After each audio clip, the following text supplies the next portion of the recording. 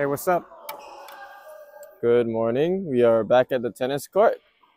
Brandon over here, back to bring 10 more goodies to try. Yeah. All right, so today we have one Wilson and one hit. So since it's pro stuff or RF season, we are going to be testing a What is this? pro stuff 6.1 95. So usually this is it looks exactly like the Pro Labs version that you would see if you buy it from the Wilson website, but this is the 16x19, which doesn't exist on the website, so you can't buy this from there. So this is also not 331 grams, which is what the Pro Labs racket usually comes at. This is like, you measured it, how heavy was it? 300. It was 300 grams unstrung. So very easy to customize, very nice to play. We're testing it in stock form first. So with a swing weight of 313. 313, yeah. With strings, yeah. 313, not 330, 313. So very maneuverable, but probably going to need a bit of lead for the power because it's a 95. Yeah. But a very popular frame, both in the 1820 and the 16x19. I think players like Dan Evans, Bautista are good. Previously, Juan Martin Del Potro. I think currently Lehechka also uses a 6195. So yeah, still a very popular frame. One of Wilson's really well made rackets. Do you think it looks a little bit like RF01? I think the head shape. Head shape a little bit, but yeah, but without the PWS. Right? Yeah. And the signature part of the 6195s is that extended throat area here. Yeah, it's not just because you didn't grip it all the way, but like it is actually the throat here is usually a little bit longer. I mean, not the throat, the yoke over here. I don't know how you give the actual name. So let me go over the spec. That should be the exactly. normal spec should be 331 gram at 12 points headlight. Oh my god, 1820. Yeah. But this one is 300 gram. I don't know the balance. And 1619. Yeah. So yeah. They have to. I mean, in the 1820, the Pro Labs version, they have to make it head light because at 331 grams unstrung, it's going to be a bit of a monster. Like if it's not that maneuverable at a 12-point headlight. Yeah. Okay, now I'm playing with Pro Stock 6185.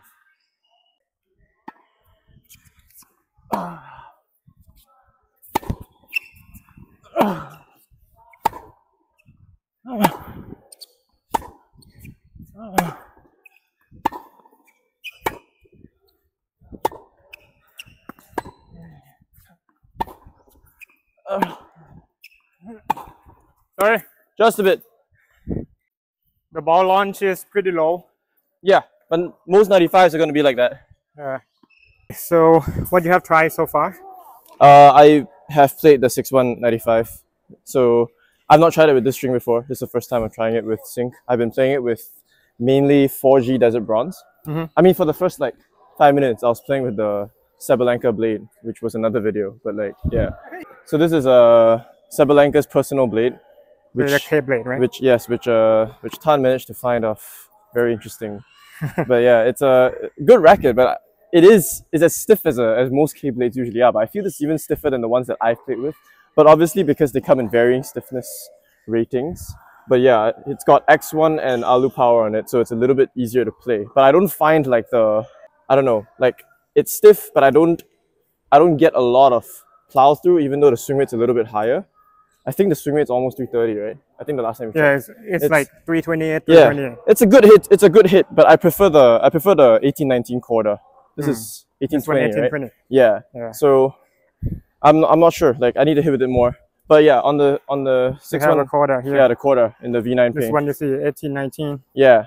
So maybe I'll hit with this after also. But yeah, so far 6.1 95. I mean, coming off like an RF play test, right? I've been playing with the RF01 Pro as well. Like I personally find this racket better, but I might be, I don't know, I don't think I'm biased. It's just like it swings, maybe obviously because the swing weight is lower. You can't get an RF01 Pro like in this lower swing weight. Sure, like this one doesn't have as much like plow through because the swing weight is lower, but the contact point, the sweet spot and everything, it just feels more stable at impact. Also because the string bed is not as dense in the middle like the RF01 Pro. But obviously, like, it's pretty open. because it's 1619. But like I played the 1820 version of this, also like a very good racket. I played a lighter version of the 1820, great racket, definitely not as spin friendly.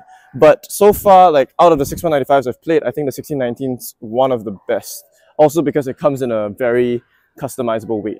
Okay. But that was just our first impressions. We're gonna hit a bit more, maybe Yeah. do some serves with Yeah. the rackets, All right. test a bit like heavier shots and stuff like that. But we'll get back to you on that.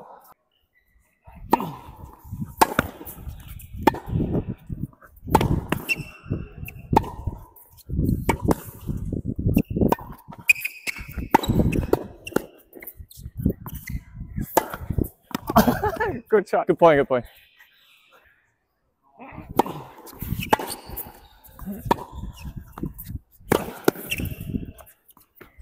Oh my god. Ah. I knew it was coming.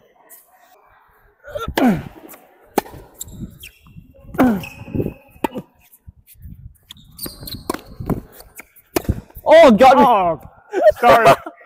Shot. The 6.195. I'll let you go first. Okay. Before we get into that, what do you think about the RF 01 and 01 Pro? So, I play tested the RF01 Pro. I strung one up for myself like about 3-ish weeks ago, around the same time that he was playing with it. So I was playing with it back in Singapore. Like, Do you like it? I don't play badly with it, but I don't enjoy hitting with it. It's definitely an aggressive player's frame. Like you need to be constantly trying to like take the ball early, hit through the ball. You're not gonna get tremendous amount of like shape or like topspin on the ball. I won't go and say like it's a bad racket. I think there's a market for people like that. Like other than Roger fanboys and like people that like the design of the racket. It is very well designed. It feels nothing like a pro staff, honestly. Like if you've ever played like even older pro staffs or like pro staff 85, 90, 6.195, pro staff 97, that RF01 Pro does not feel like a pro staff to me at all. Also because the shape of the frame is very different, you know? Like I think you said it's like a shift and a is that which other line? I think it's like a shift, but it makes it softer. Yeah. Yeah. It has So maybe have some clash or blade technology into it. Exactly. And some people like this, like they like the very dense middle string pattern and then slightly opening up at the side. I think like the idea here is that if you get very good contact with the sweet spot, you're gonna get a very well placed, precise shot that has a lot of pop behind it. And I think like that does happen when you manage to hit the sweet spot, like if you're really focused. But like 320 is demanding, right? So not everyone's going to be able to achieve those results. But like I really can't play with that like long term. Like it doesn't feel good on my double hander as well, but sure, it's probably a single hander's frame. But even then it doesn't play as nicely as single handed frames. Because one really I think is a bit of a pet peeve, but like I prefer single-handed frames where like it's a little bit more angular at the throat. So like when you take it back like this, it feels like you got a really nice solid grip on it. But also because now the RF Pro is like a 23 beam. It's thicker. Plus it's more like the beam shape is very different from last time, right? It's a bit more like a shift beam. It just doesn't. I don't. Maybe there are single-handed players that will like it out there, but it doesn't feel like a traditional like single-handed racket. One thing, it does slice very well. I'll give it that. Like I think it slices pretty well. Like when I tried slicing with it, like I had no issues whatsoever. I enjoyed slicing with that racket. Perhaps it could be a QC issue. Like my piece came out at 331 swing weight, which is quite beefy for that, especially with the leather grip bringing up the weight to almost 340 with strings. Like it just wasn't. Yeah, like I'm not going to go out and say that it's not a good racket. I think there's a demographic of people that will enjoy that. But like, I couldn't use it long term, like 100%. Like, sure, a fun play test.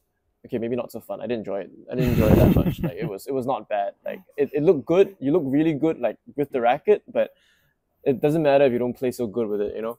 Yeah. But yeah, so like, I guess you wanted to kind of like contrast it with something like this. Okay. I'm not going to talk much about the RF01 because Yeah. I already You've already put a said video enough. on Yeah. it.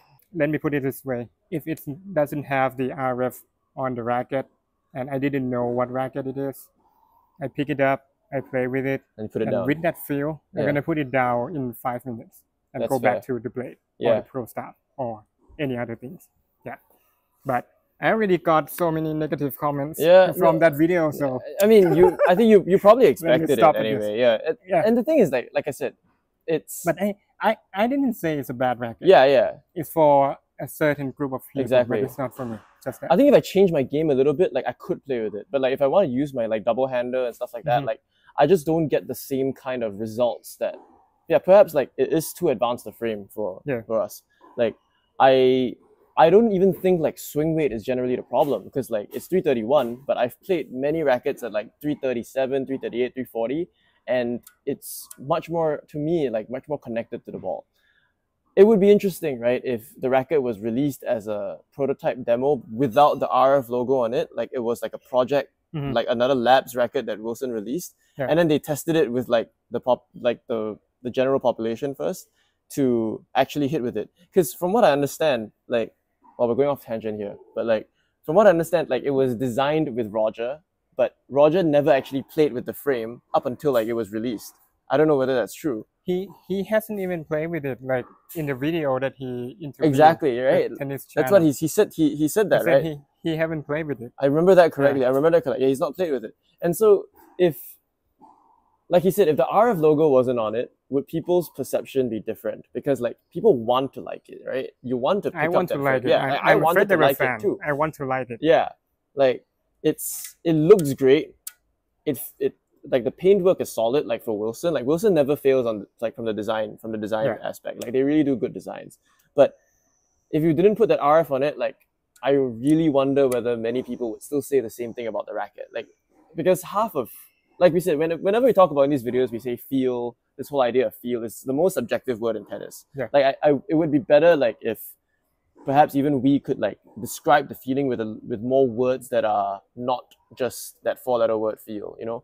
But yeah, like many people, when they want to like a racket, you are able to deceive yourself. I'm not saying that people are, but I'm saying it's very possible. Like I've wanted to like frames that I shouldn't be playing with. But yeah, like I like the liquid metal radical because Djokovic played with that. Should I be playing with that? Absolutely not. Like it's not great for my game. It's just fun to play with, especially when you beef it up to like Djokovic swing weight, you know. Yeah. The point that I bring up the RF01 because I think it kind of looks similar to this one for some reason. I don't know. Maybe the head shape. Maybe, I don't know, but without the PWS, I guess. Yeah, without the PWS. I think it kind of looks the same to me. Maybe it's the design, like this blackout, like it's just familiar right now.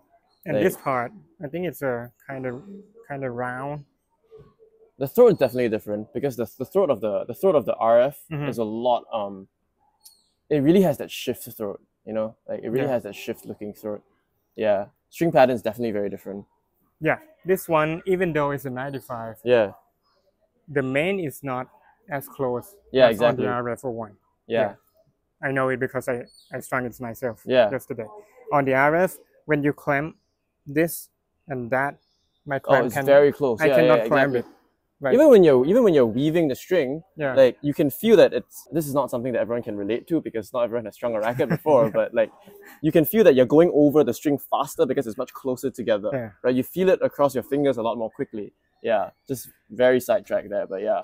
Yeah, so when I saw this one, I was like, okay, I think I'm gonna get maybe the same feedback with the RF01 kind of thing, and my feedback on this, I think it feels a lot better. To be honest, even though it's a 95, I think it's not that unforgiving. Right. If you wouldn't tell me it's a 95, I would have think it's a 97 or 98. And this is not the typically... Six.One is quite generous for a 95. But we have a low tension on this as well, like 46 pounds. So yeah, like I hit on the back of the court, I don't find it like an issue with the sweet spot. The problem arises when I run and hit, when I on the run, when we play points and something like that. And this one, as we said before, is a low swing weight. Yeah. But the ball that you hit is super heavy. I guess because it allows me to go through the shot really Yeah. fast. Like it's very maneuverable. Like I Yeah. think it would be very nice to like play doubles with this as well, Mhm. like, especially because you don't have so many running forehands. Like you don't have to take so many shots on the run because you're only covering like a bit more than half the court, and like it's very quick at the net. I think Yeah. I'm no judgment on volleyer because like I blind in one eye can barely see the ball at the net. Mhm. But yeah, Yeah, but I think the power that this one can generate is above the 95 yeah, can do for me, yeah. right? But the problem is, I think the swing bed kind of be the same as that kind of modern frame that it does.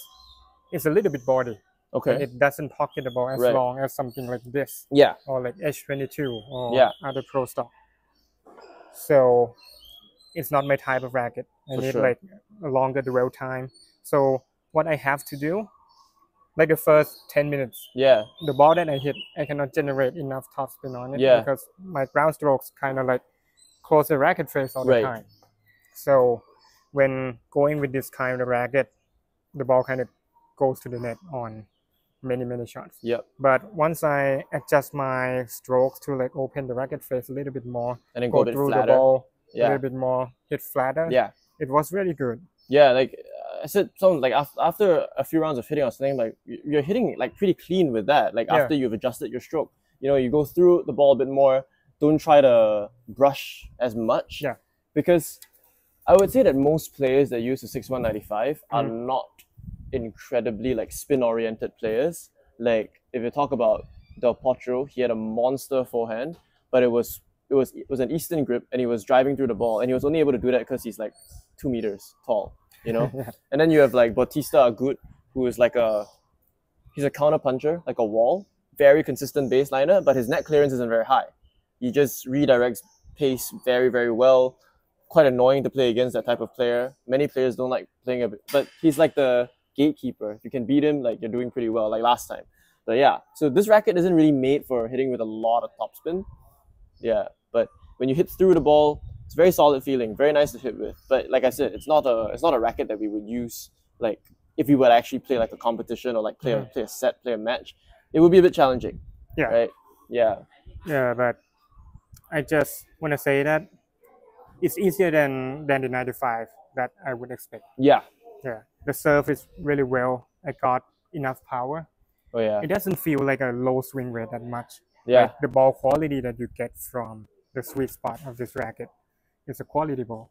I don't guess feel like I short in any power or like pace of the ball. it makes sense because I guess like when like you try to change your stroke to hit through the ball more, you're more focused on imparting a bit more pace through the shot rather than spin. So maybe that's how like we ourselves are creating a slightly heavier ball because the racket allows you to do that, or the racket wants you to do that in a way because of the way it plays.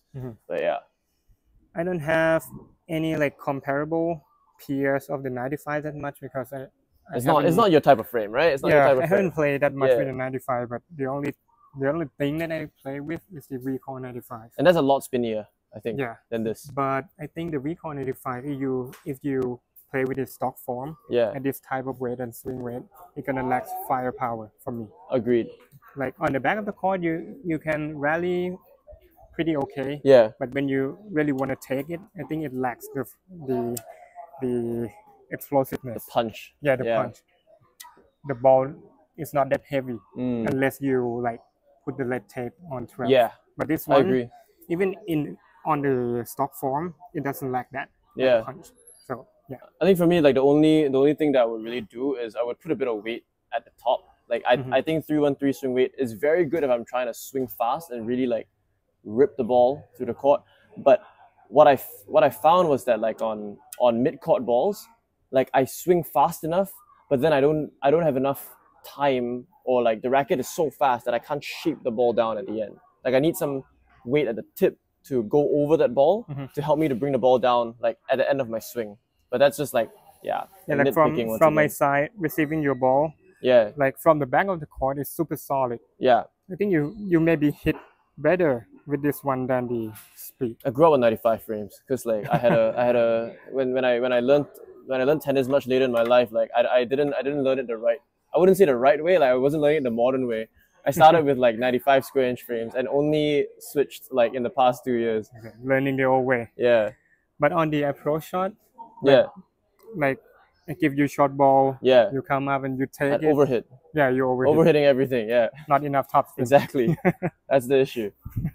I don't find the issue with like the 301.4 or like other rackets. Okay, I think that's pretty much it for Yeah. today. It's long enough. I think I have to split the Yeah, video we're gonna in cut like the two video, parts. but good content. Like I think we really put the racket through its paces today. I think we did quite a bit of work like testing the rackets, and we probably have a few more coming your way this week, but we'll see. Yeah. Yeah, stay tuned. So don't forget to give me a thumbs up if you like this video, and subscribe to my channel as well. Yeah, And always appreciate your help with bringing this pro stocks very are hard to find. meant to be shared. You know, like it's a tennis is a community. You know, we want everyone to play with the best rackets that they can. Yeah. Some are great, some are not. Yeah, but I mean, it's a journey, Really right? good. Like you've hit Yeah. with almost like 15 different, maybe more than 15 different rackets now. Like some are better than others, but All right, I'm gonna head off for lunch. yeah, we'll see you See you in the later. next one. Thank you. Thank you.